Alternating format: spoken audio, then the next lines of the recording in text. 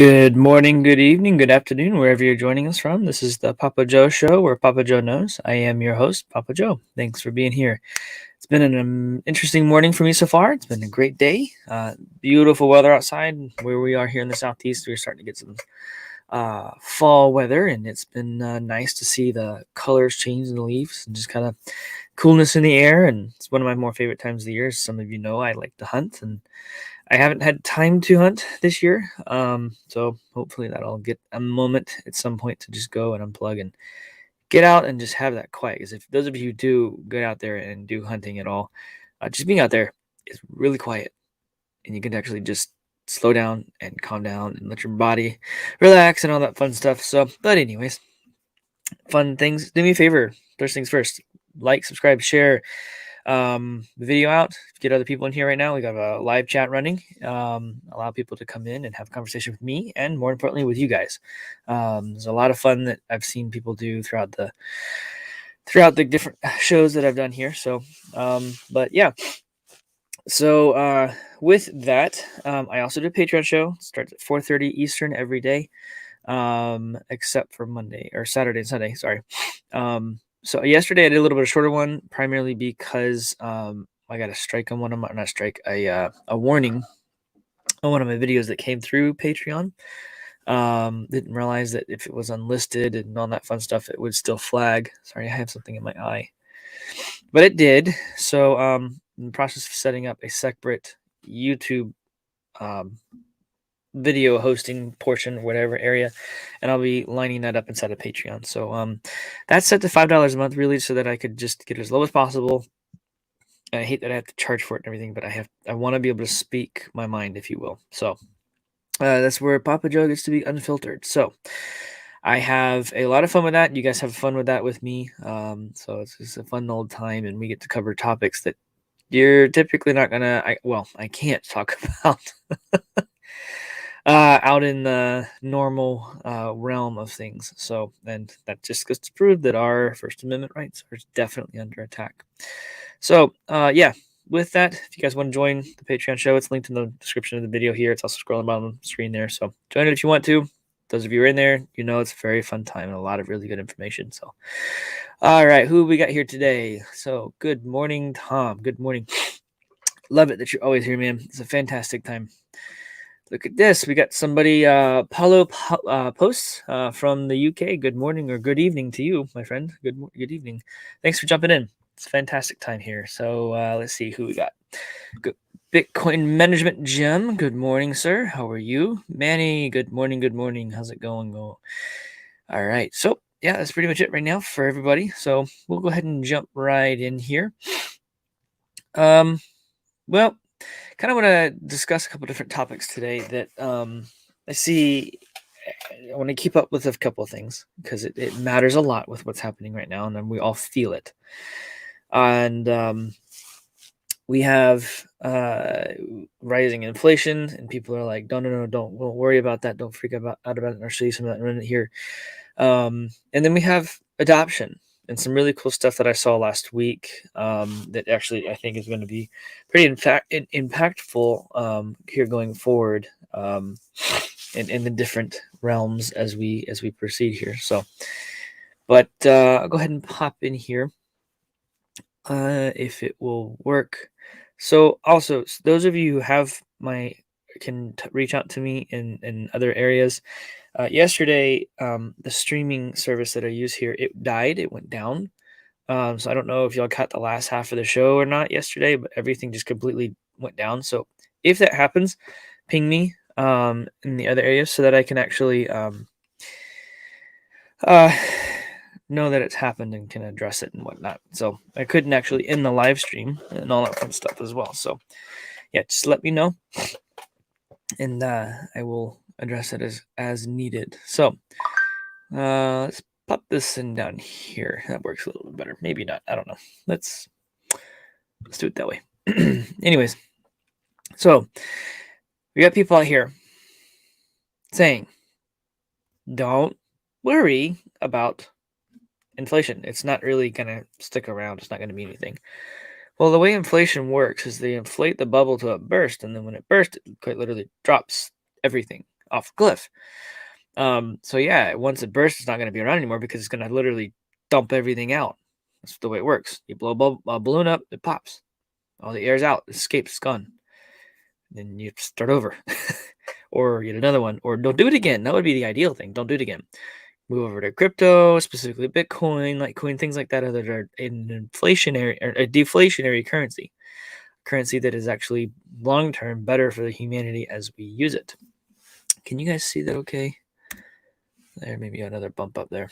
Sorry. So, in October, this inflation came up to an annual 2.6%. Steepest climb in 30 years. Yeah.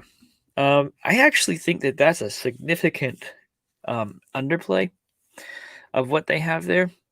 It's probably more like 16, 26%. They flip the numbers around maybe. Yeah, that's be more like what we're feeling here. Saying that high inflation will get into pressures such as supply chain bottlenecks have been leading to this, and they're saying, hey, guess what, guys? I don't even know the guy's name. I missed it, I think, somewhere. Carl Weinberg, chief economist at High Frequency Economics, basically saying that even though it's rising in significant numbers, that we're really starting to see that it's the supply chain bottlenecks, or that it's the goods and services that people offer, and they're actually not able to do them because of COVID and all this other stuff. It's just blah blah blah blah blah. They're lying to themselves. Well, more importantly, they're lying to you. They're lying to me. They're trying to say, "Oh, don't worry about it. Don't worry about it. Don't worry about it." No, we need to worry about it. Inflation is not a good thing. Economists and the financial institutions, they would have you assume that it is a good thing because that makes the value of your goods in whatever, your home, your car, whatever that you have, the things you like to buy, your money go up. No, it doesn't go up. It goes up because it costs more of your dollars to buy them, and therefore making it less valuable. Forgive the noise there, sorry. Oh, someone pointed out that really, really dings in there. It hurts people's ears. So, sorry about that. I dropped it too, even better. Anyways, so I'm looking at this going, okay, ignore the historical people like what? Jack Dorsey and Elon Musk talking about inflation and hyperinflation even is going to be a big deal. Guys, they're trying to lie to you. They're trying to lie to all of us. They're trying to make sure that we stay in the system as long as possible and let it crash on top of us so that they can effectively steal all of our money, steal all of our purchasing power, steal the ability for us to actually have a life and do life. So one of the other things I kind of want to point out here, Powell listed out 5 different benchmarks for this for the economy going forward. Chairman Powell of the Federal Reserve, and several with the recent news of all of the skyrocketing prices, the consumer prices in particular, rising to 6.2% just in October here, on top of the rise from the month before and the month before. Basically, the indicators or the markers, whatever he called them, basically that inflation pressures are broad-based, basically stating that it is relatively broad. It's not specifically in any specific sector where you're going to see any specific sector have a major problem like housing or commodities or anything like that. He's saying, oh, it's broad. That means is that it's touching every sector. And if it hits hyperinflation, which we're already starting to see that now, it's going to hit every sector. That's what he's telling you with that. That's the way I'm looking at it. I mean, everything. By the way, I'm going to say it. Everything I say in the show, not financial advice, not legal advice, not tax advice. This is for your education and hopefully your entertainment. So that's really all this is really for here. And for me, I'm looking at this going, that's broad. That means it's touching everything. This is going to be very intriguing.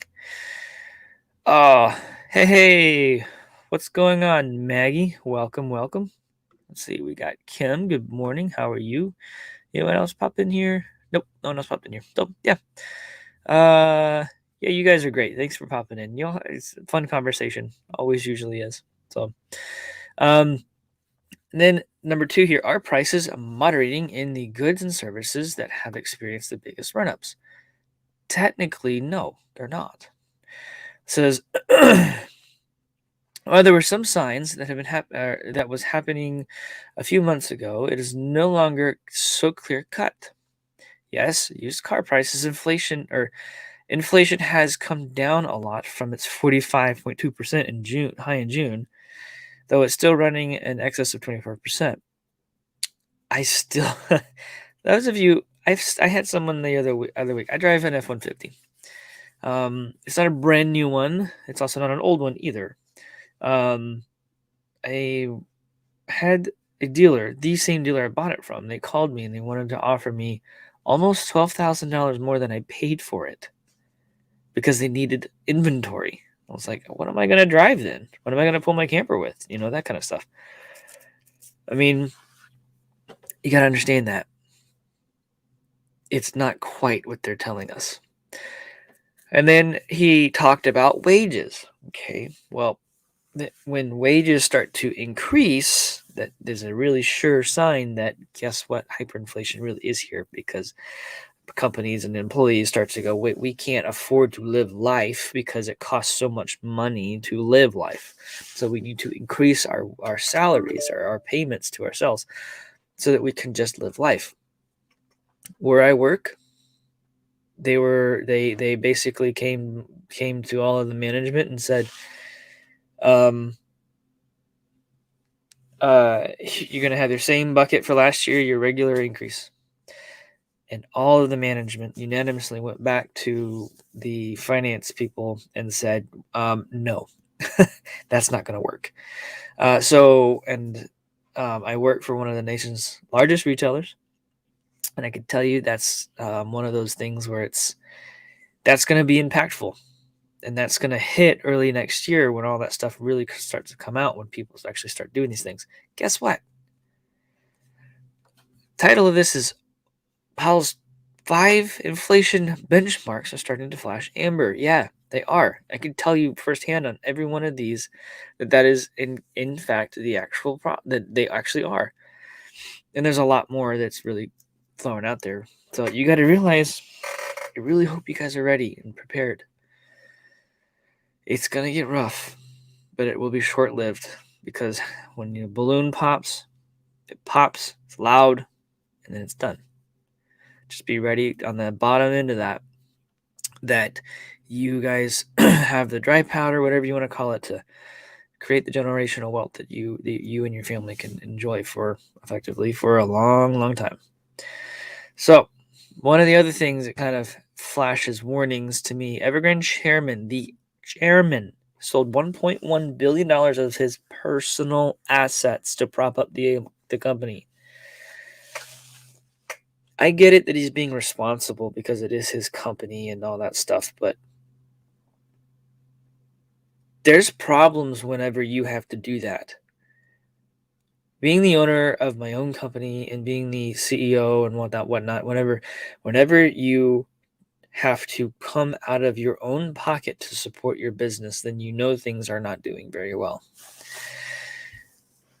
Basically, he sold several of his houses, several of the other assets that he held and had, so that he can support doing simple things like paying the wages of the salaries of his employees, paying the bare minimum interest on some of the debts. You got to realize, when Evergrande falls, it's huge. Everyone's like, oh, it's not as bad as Lehman Brothers. Yeah, no. They own a lot of property. They own property in just about every country of the world. And they don't own little properties. No. They own a lot. They own big ones. They own big ones.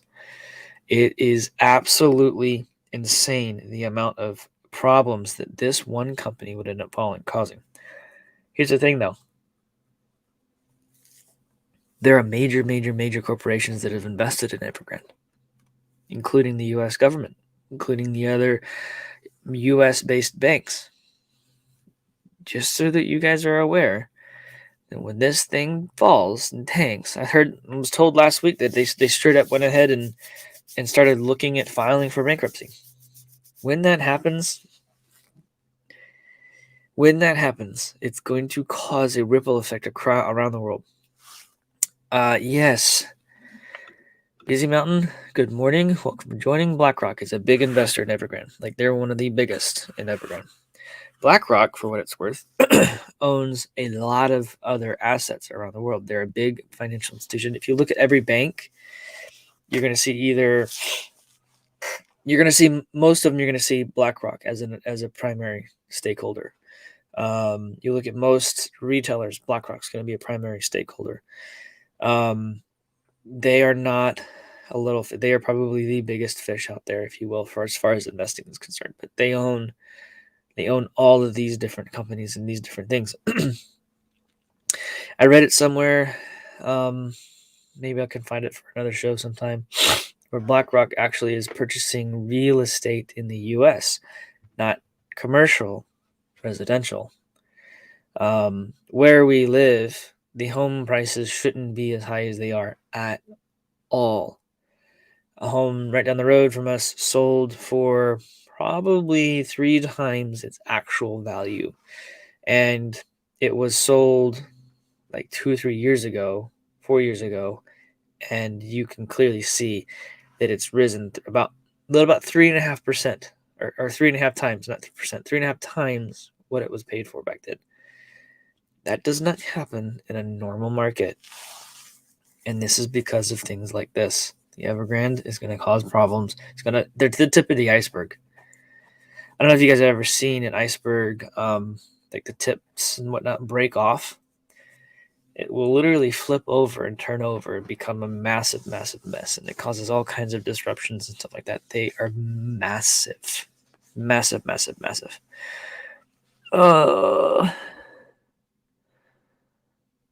Yes. So Busy Mountain, I covered the Zillow stuff a couple weeks ago, actually. Houses like the Zillow, BlackRock and Zillow have stopped buying, are now selling. What does that mean? Right.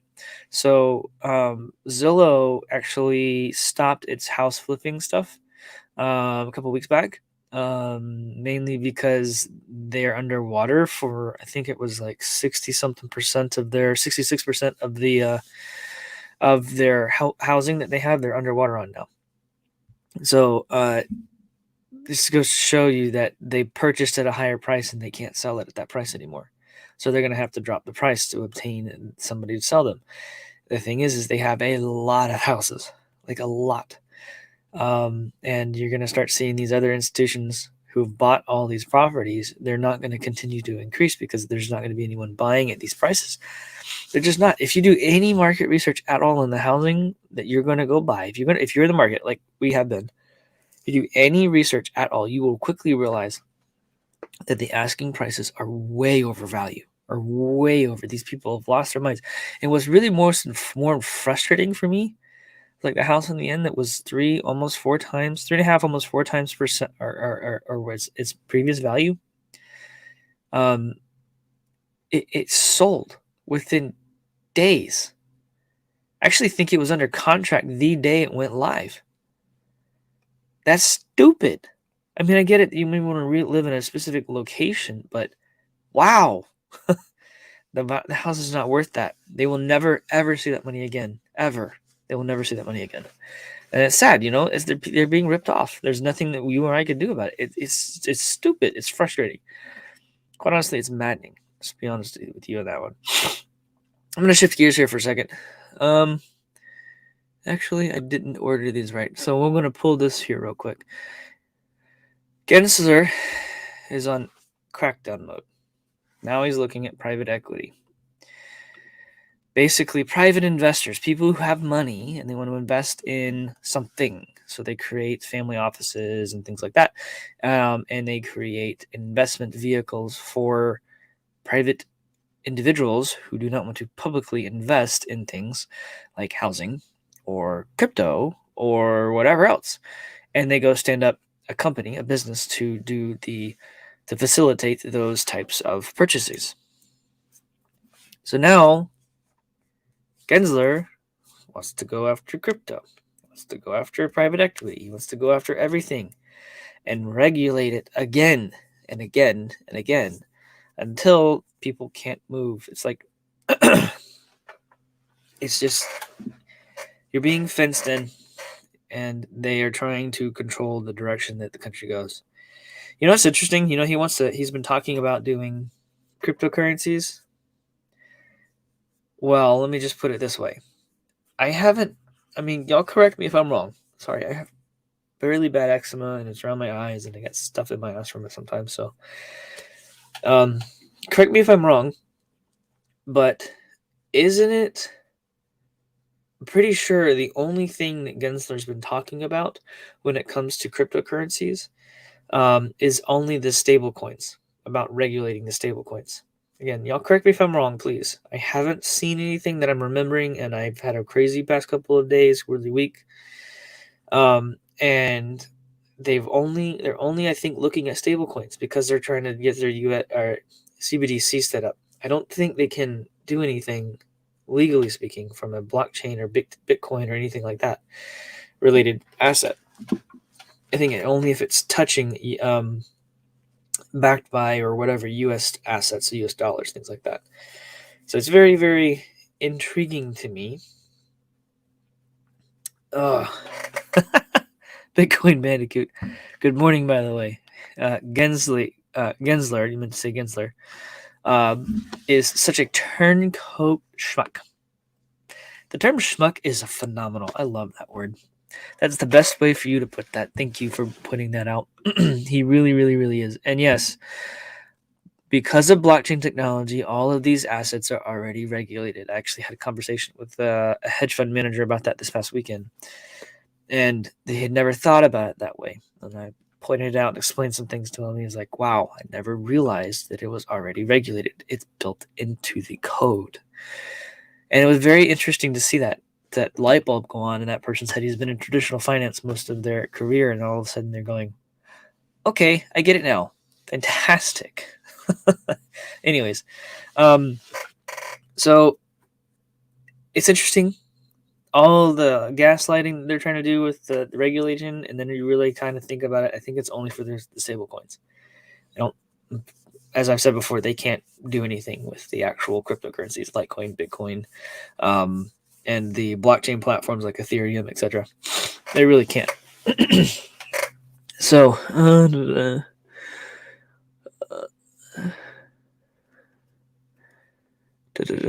sorry, somebody asked a question and then it disappeared. So maybe it got deleted. Anyways, we'll move on here. Maybe I didn't. Okay, so those of you who know Raoul Paul, I like Raoul Paul. He's a really cool guy. I would love to meet him one day. I met with somebody who spent some time with. Oh, I know some people who worked with him, and it'd be kind of cool to actually get to meet him one of these days.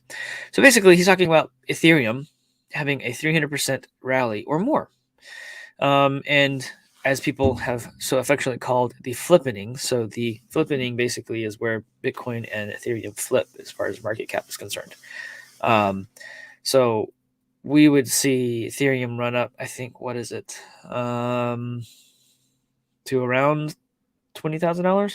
Actually, I think it talks about it. Yeah, so if it soars 150% like it did before, it would be around $20,000.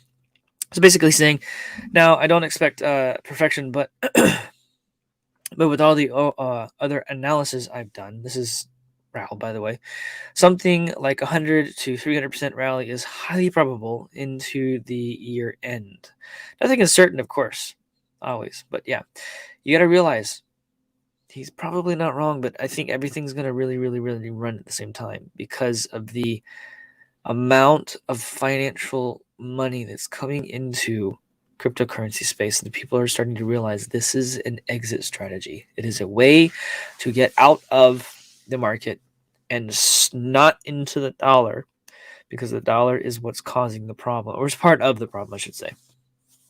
And it's making it so that way people are going, how do I get out of this? How do I get out of this? And they're starting to pull, and they're starting to put it into crypto. And it's beautiful to watch. Now, there's a lot of people who are Bitcoin maxis or maximum Bitcoin maxist, whatever I don't know what they call them, Bitcoin maxis, where it's only Bitcoin and nothing else. And that's fantastic. There's nothing wrong with that. Bitcoin's great. I'm all about Bitcoin, but I feel like when you understand the technology and you understand the implications of the technology and what it brings to the table and provides to humanity, you're leaving money on the table, and you're leaving a lot of money on the table. Not all of the blockchain platforms are going to succeed. Honestly, some of the big ones may fail because of a mishap or a screw up on part of the developing teams behind it. Just like with any business, if the leadership of the business drives the business into the ground, people aren't going to invest in it. It's just the way it works. So if you have good teams, good people behind it, you have really, really good leadership on the projects, then you should be fine. It's one of those things where it's like, don't leave the money on the table. You're leaving money on the table because you're so stuck in this being an investment vehicle. And there's nothing wrong with that. I am in Bitcoin big time. You guys are in Bitcoin big time. But there are other assets that are much just as important for other reasons, not just necessarily for investments. Let's see.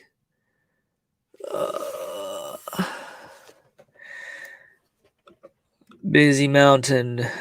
BTC may be a trap for those who don't understand its weaknesses. There are many good alts.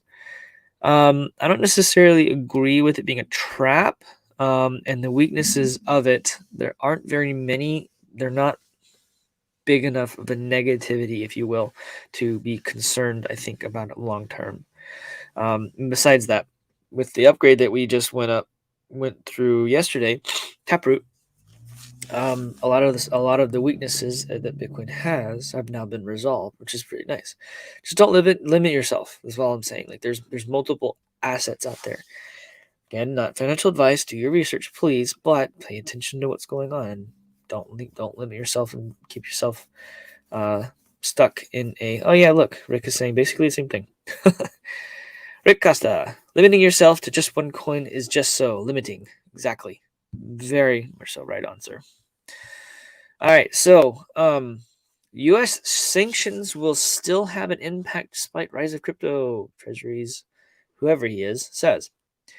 I actually laughed out loud when I read that, because when cryptocurrency, specifically Bitcoin and other things, become legal tender in a country, there's nothing the U.S. can do.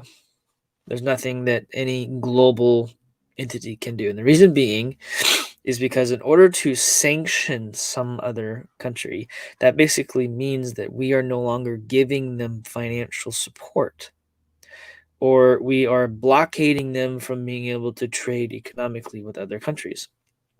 Well, the reason Bitcoin is such a very, very cool asset is because of blockchain technology. The underlying network that is used by the Bitcoin itself is blockchain. It's everywhere and yet nowhere, and it cannot be turned off. It is power to the people to do what they want to do. It is fantastically amazing technology. And for this treasury idiot to sit here and say, Wally, whoever the heck you are, saying that we will still be able to sanction countries, guys, they don't understand. They don't get it. They think that the dollar is still going to be king. They think that the dollar is still going to be what everything's denominated in. So therefore, they're going to be able to control this stuff, or the CBDCs are trying to run and create.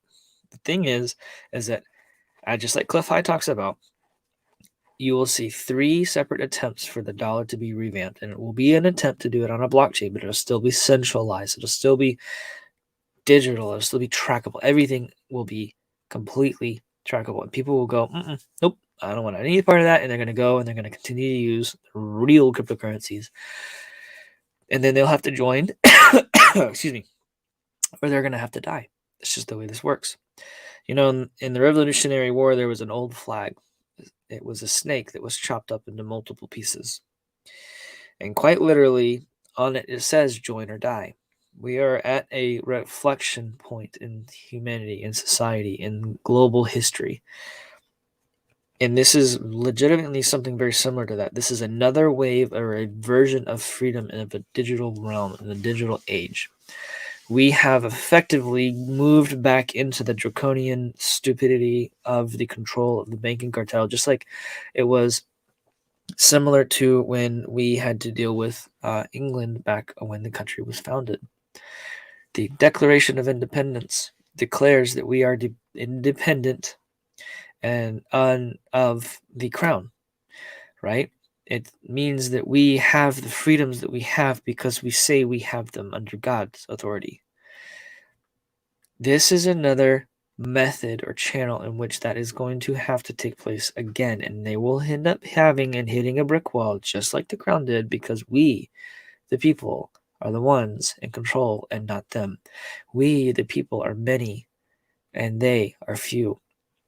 We, the people, as it's funny, there's a scene in The Bug's Life where the grasshopper is yelling at two of the guys. When one stands up and they realize that there are many more of them than us, their little game is over. Y'all know that, right? So from a financial perspective, just using the dollar, move it out into the crypto space. It's a way of saying, I'm going to be free and independent of the constructs and control that have been set up and being attempted to be set up now. They can't control this and they're freaking out. They're talking about it a lot because they can't control it. Tom? Yes. Precisely. We the people need to stand up and that's it. Couldn't agree more, Busy Mountain. Very much so. This is the way it's going to be. Yep, Tom, game over. Exactly. So, what's going to happen? This is the way it is. All you got to do is stand up. And since this is becoming a global issue, there's a lot more people around the world than there are those in control of the so-called system that they have. We are in control, they are not. And when people realize that, all they got to do is stand up and say, no, we're done. We're done. It's done. That's really, really cool. So one other thing, I'm going to kind of finish it off here. I am over time as you becoming more and more usual here. Nope, wrong button. Goodbye, Staples Center. Hello, Crypto.com Arena. Staples Center, wasn't that? That's in Los Angeles. That's where the Lakers play. Crypto.com bought the rights to naming of an arena. That's not normal, folks. The fact that that kind of thing has become mainstream is huge. So over this past weekend, one of the gentlemen that I have grown to really enjoy spending time with and being around really, really is into what are they called? Formula One racing. And on Formula One, there was a commercial for a Bitcoin ATM. It was like, okay, wow, that's crazy. All right. And then there was all across and around the track, FTX. You guys know who FTX Exchange is.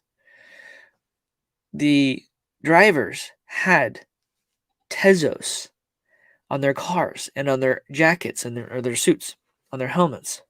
They had all kinds of other cryptos that were on there. Do you guys understand that that is very, very, very different? The McDonald's of the world, the different tires, the different companies that do the sponsorships of the vehicles and the cars and their teams are different now. It's crypto based. It's becoming mainstream. Do you understand that? I know you guys do, but those who have not followed me, if you're new to the channel, do you understand that when projects like Tezos and Cardano and like Theta start advertising in a race, or like in my hometown, the Atlanta Braves, they won the World Series. Way to go, guys. Every single ref had a badge on their jacket for FTX, the exchange. Crypto.com was advertising on the screens and around the stadium. So was FTX. Do you understand? Like, this is not a the amount of adoption that's about to take place just because people are advertising at these major sporting events is huge. It's the next wave, everyone. It's the next wave. We're here. We are literally about to tip over, and it's going to be massive, massive, massive, massive. And it's beautiful to watch. I've been saying this for so long. It's coming. It's coming. It's coming. We're here. I really think we're here. Or we're about to be. You know, I don't know. Specifically, no one really does. But it's pretty exciting. I'm enjoying it. Hope you guys are. So, little show note here. If I can get the plumbing working for the Patreon, I will have a Patreon show this afternoon. If I do not, I will post in Patreon, informing everyone who's in there that it's not working yet, and it will be working by tomorrow for sure. But I will keep you guys updated on that. So if it's not, I'm gonna go ahead and say I do apologize. It's outside of my control. They have a method to which they verify things, make sure the plumbing's working and all that. So if it's not, I do apologize, and I will put a note out in there. But if it is, I'll have a show at 4:30 this afternoon. So you guys have a wonderful and blessed day, and I will see you guys later. Take it easy.